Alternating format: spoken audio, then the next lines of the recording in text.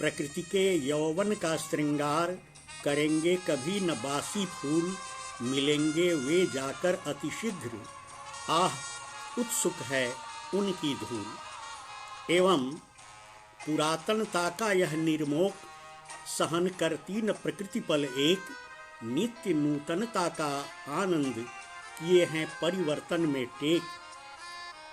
जयशंकर प्रसाद की कामायनी की इन पंक्तियों के साथ मैं क्षितिज के नववर्ष के अवसर पर आयोजित नूतनता विषयक विमर्श में आप सभी साहित्यकार मित्रों का स्वागत कर रहा हूँ, अभिवादन कर रहा हूँ और नए वर्ष के लिए मंगल कामनाएं प्रेषित कर रहा हूँ।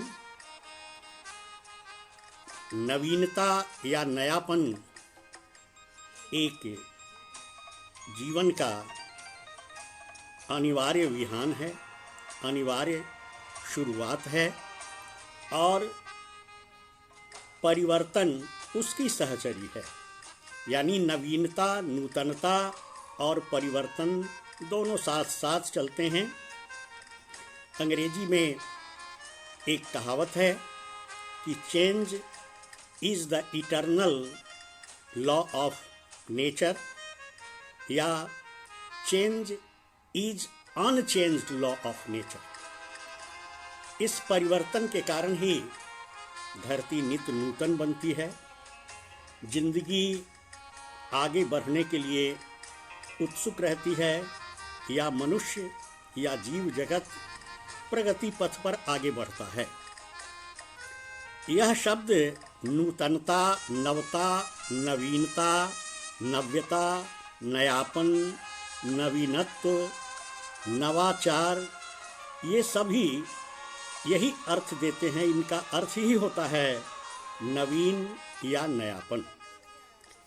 नयापन जिंदगी का मूल मंत्र है। सुबह होती है, दोपहरी आती है, शाम होती है, फिर गहरा अंधकार पूर्ण रात होती है और फिर सुबह होती है। सृष्टि का यह क्रम निरंतर चलता रहता है। अगर यह क्रम रुक जाए तो जीवन बासी हो जाए, उदास हो जाए, निराश हो जाए और उसकी सारी गतिविधियां स्थगित हो जाएं।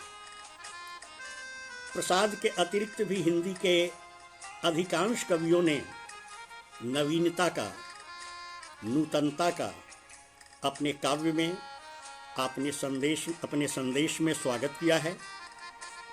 निराला की सरस्वती वंदना के अंतर्गत नवगति, नवलय, ताल, छंद, नवल कंठ, नव जलद मंद्र रव, नव नभ के नव विहग वृंद को, नव गति नव स्वर दे, वीणा वादिनी वर्दे।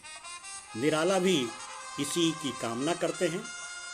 छायावाद के सर्वाधिक सुकोमल कवि पंत परिवर्तन के इसी स्वर को और उसी लौ को अपनी इन पंक्तियों में प्रज्वलित करते हैं।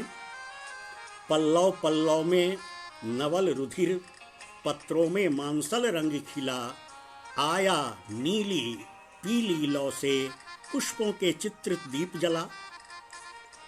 पंत ने स्वतंत्र रूप से एक परिवर्तन शीर्षक लंबी कविता ही लिखी है और उसमें उसने परिवर्तन को अये विश्व का स्वर्ण स्वप्न कहा, संस्कृति का प्रथम प्रभाव। यानी यह परिवर्तन ही है जो सृष्टि में नूतनता का संचार करता है, जिसके कारण प्रकृति बदलती है, समय बदलता है, परिस्थितियां बदलती हैं और मनुष्य के जीने का अंदाज बदलता है, उत्साह बदलता है। संसार को कहा गया है कि जगत त्याम जगत, यानी जो निरंतर गतिशील है वही तो जगत है। और जनार्दन प्रसाद झा द्विज एक कविता में कहते हैं कि चल रही घड़ियां चले नभ के सितारे, चल रही है सांस फिर तू ठहर जाए। यानी जिंदगी चलने का नाम है, रवानी का नाम है।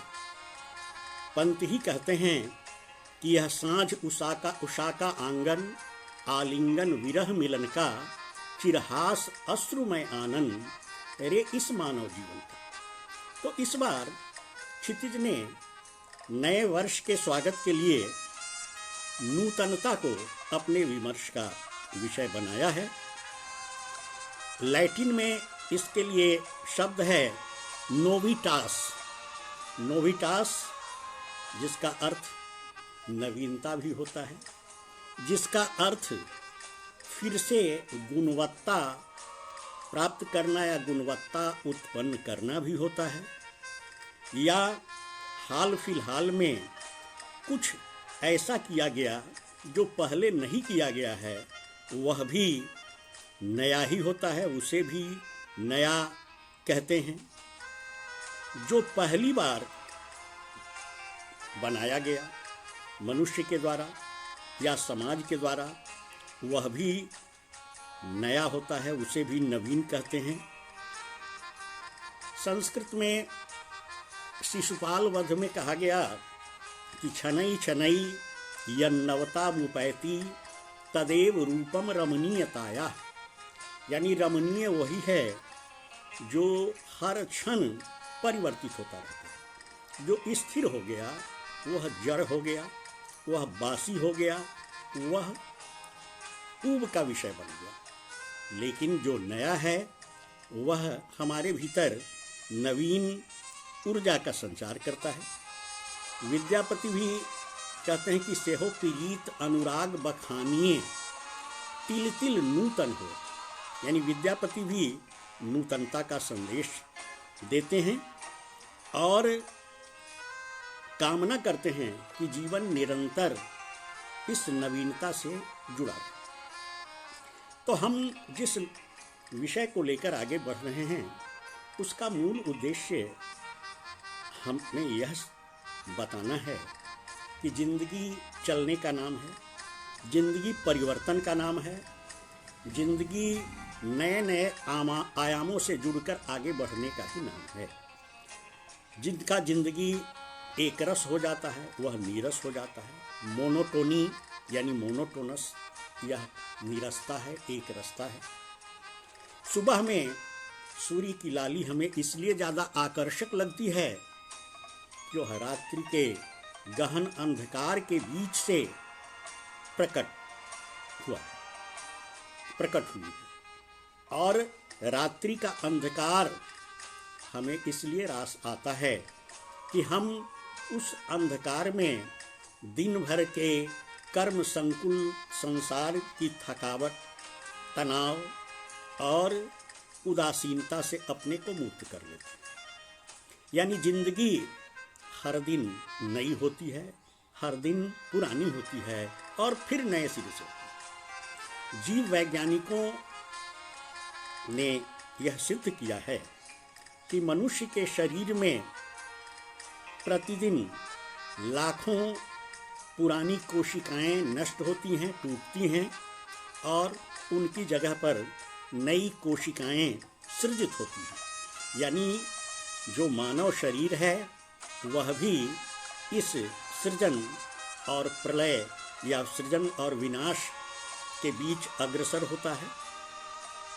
यह पूरी सृष्टि निरंतर परिवर्तित होती रहती है। यानी गर्मी के बाद बरसात, बरसात के बाद पतझड़, पतझड़ के बाद वसंत, ये सारे परिवर्तन जो सृष्टि में होते हैं उससे यह धरती अपना रूप बदलती रहती है, नित्य नूतनता को प्राप्त करती रहती है और हमारे मन में ऊर्जा का संचार करती रहती है। एक रस दृश्य अगर दिन रात एक ही तरह की ऊष्मा हो, चमकता हुआ सूर्य हमारे माथे पर हो, तो हम 2-4 दिनों में ही इतना तंग हो जाएंगे, इतना ऊब जाएंगे, इतना थक जाएंगे कि फिर जीने की चाह खत्म हो जाएगी। तो यह परिवर्तन, यह नूतनता हमें जीने की ललक भी पैदा कराती है। तो सुबह से लेकर शाम तक और शाम से लेकर सुबह तक प्रकृति नित्य नूतन अपना श्रृंगार करती रहती है। इन्हीं बातों को प्रसाद कहते हैं कि प्रकृति के यौवन का श्रृंगार करेंगे कभी न बासी फूल। यानी जो बीत गई सो बात गई, जो बीत गया वह खत्म हो गया, अतीत हो गया, वह भूत हो गया, वह वर्तमान में चिंतन का विषय हो सकता है, चिंता का विषय हो सकता है, लेकिन हमारे जीने की राह नहीं हो नहीं सकती। इसलिए प्रकृति नित्य नूतन परिवर्तित होती रहती है। ऐसा नहीं होता कि प्रकृति में सब कुछ बदल जाता है। बहुत सारी चीजें ज्यों की त्यों रहती हैं, वृक्ष वे ही रहते हैं, लेकिन हर वर्ष पतझड़ में पुराने पत्ते झड़ जाते हैं और वसंत ऋतु में नई कोंपलें फूटती हैं जिनमें जीवन का संचार होता है। यानी वृक्ष एक बार पुनर्नवा हो जाता है, फिर से नया हो जाता है। तो प्रसाद का यह कहना कि प्रकृति के यौवन का श्रृंगार करेंगे कभी न बासी फूल, यानी बासी उदास फूल जो मुरझा गए, उससे प्रकृति आकर्षक नहीं बन सकती है। प्रकृति का आकर्षण तभी बनेगा जब पुराने झड़ेंगे और उनकी जगह पर नए आएंगे। अथर्ववेद कहता है कि पश्य देवस्य काव्यम न ममार न जीर्यति, यानी विधाता या देवता या ईश्वर की इस सृष्टि को देखो, या इस शाश्वत सनातन वेद को देखो, जो न कभी पुराना पड़ता है और न कभी जिसका अंत होता है, जो न मरता। यानी मरता वह है, या कहें कि मरण भी नवजीवन की शुरुआत है।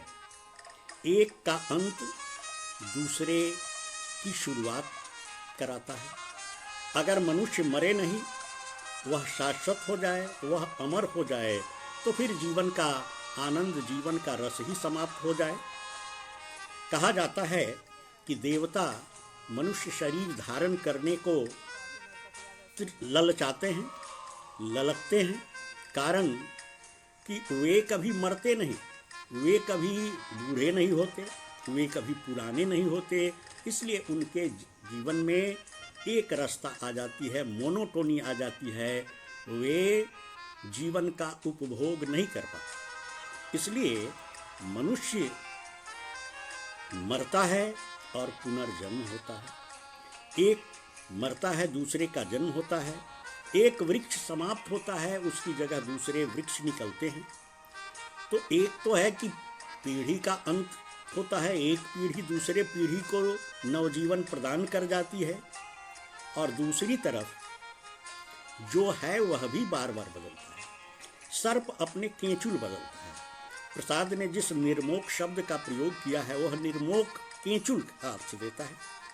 यानी सांप कुछ वर्षों के बाद अपने शरीर के पुराने केंचुल को उतारता है और नए सिरे से अपने को रिक्रिएट करता है, नए सिरे से सृजित होता है। मनुष्य के भीतर प्रतिपल विचारों का जत्था या विचारों का रेला उठता रहता है। पुराने विचारों की जगह नए विचार आ जाते हैं, पुराने भावों की जगह नए भाव आ जाते हैं, और पुरानी दृष्टि की जगह नई दृष्टि का श्री गणेश होता है।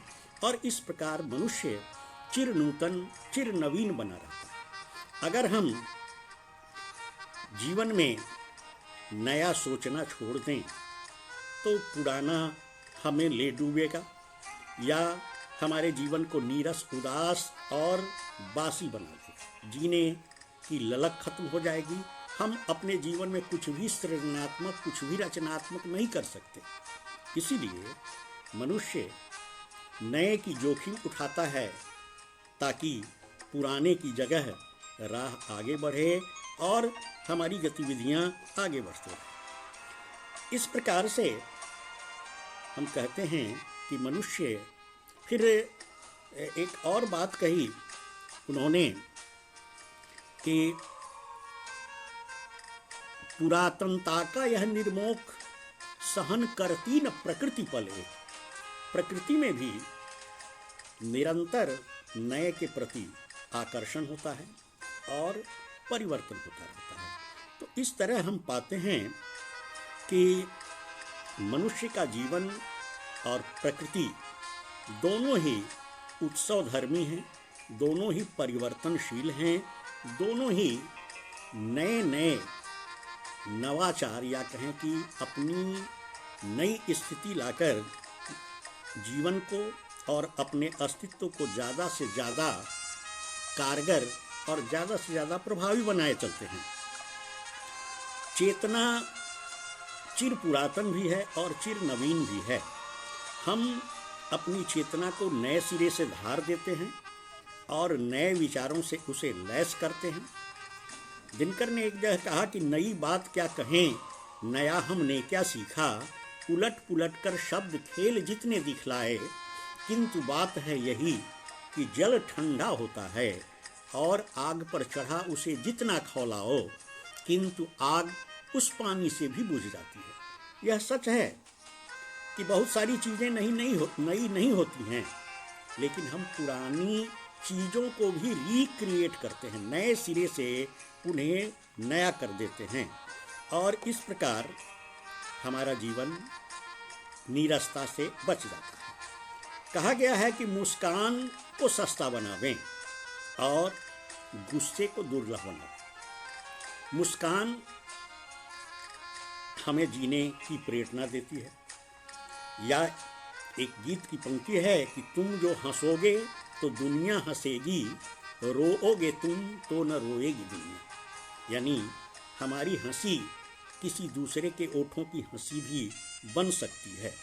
यानी मुस्कान सस्ता अगर हम बनाएंगे, सबके लिए कुछ न कुछ खुशियाँ बांटते रहेंगे तो खुशियाँ द्विगुणित होती रहेंगी। और गुस्सा अगर हम किसी पर प्रकट करेंगे तो उसको भी आंतरिक कष्ट होगा और हमारे मन को भी विक्षोभ होगा। तो सृष्टि में दो ही स्थितियां होती हैं, या तो विकास या विनाश। सृष्टि उत्पत्ति के दिन से ही हम नए की बात करते हैं। यहाँ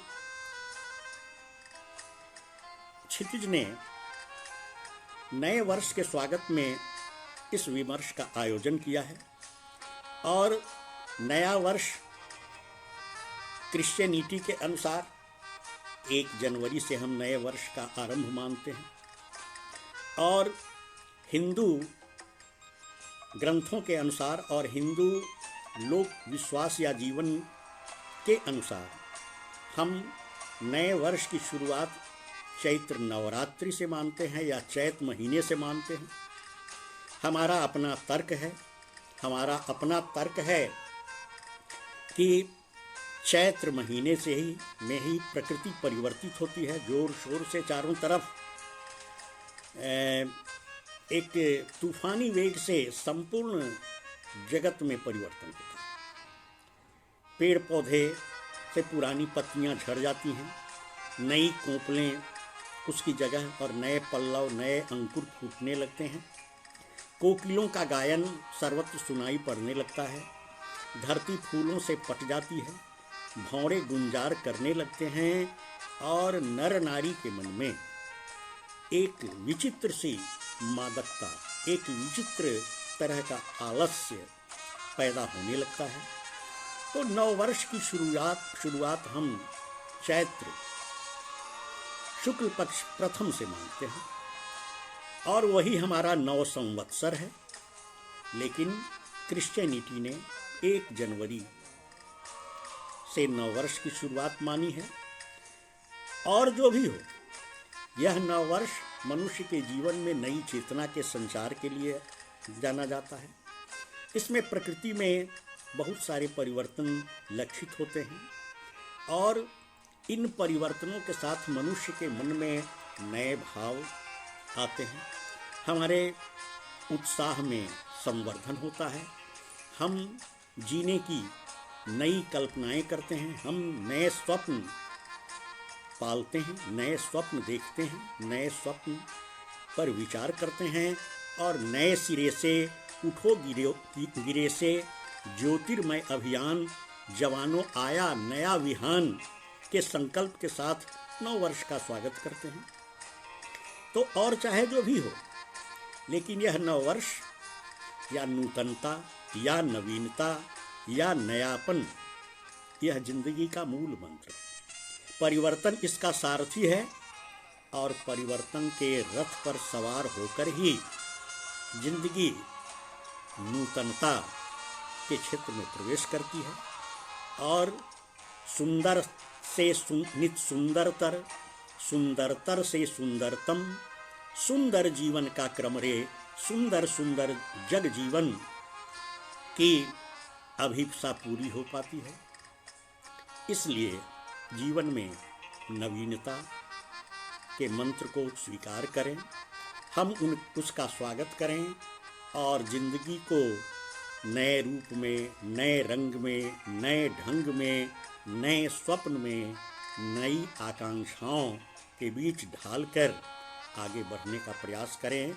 जीवन सुखमय होगा, मधुर होगा, मंगलमय होगा, विकसित होगा और संपूर्ण प्रकृति हमारे साथ साथ चलेगी। हम प्रकृति के पास चलेंगे, साथ चलेंगे, प्रकृति भी हमारे सुख दुख में साथ साथ चलेगी।